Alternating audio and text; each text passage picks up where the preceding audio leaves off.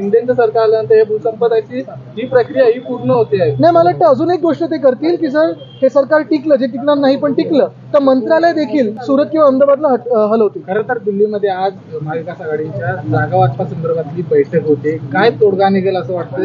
तिन्ही पक्ष आम्ही इंडिया आघाडी जी आहोत ती देशभक्त पक्षांची आघाडी आहोत. देशाला भलत्या वाटेवर नेण्याचे जे मनसुबे आहेत ते तोडण्यासाठी आम्ही एकत्र आलेलो आहोत. आपण पाहत असाल आम्ही संविधान बदलू देणार नाही, लोकशाही मारू देणार नाही.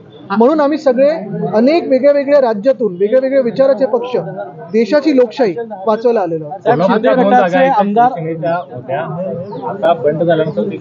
मला वाटतं आपण पाहताय आम्ही महाविकास आघाडी म्हणून इंडिया आघाडी म्हणून नक्की या दोन्ही जागा जिंकू. मात्र हातकणंगलेची जागा आहे, शिवसेना सोडणार नाही. एक मिनिट, लेफ्ट राईट करतो ना मी. तुम्ही अध्यक्ष महोदयांसारखं मला तिथे वरती बसून आजपर्यंत तरी आलेले नाहीयेत. जे निष्ठावंत आहेत ते आमच्या सोबत आहेत आणि चांगलं काम करत आहेत.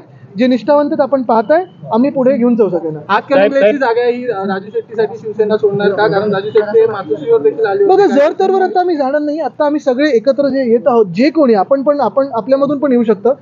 आणि येऊ शकतं म्हणजे मी तिकिटासाठी नाही बोलत आहे, मतदानासाठी सांगतोय. कारण ही लढाई नुसतं आमची नाहीये, नुसतं निवडणुकीसाठी नाहीये.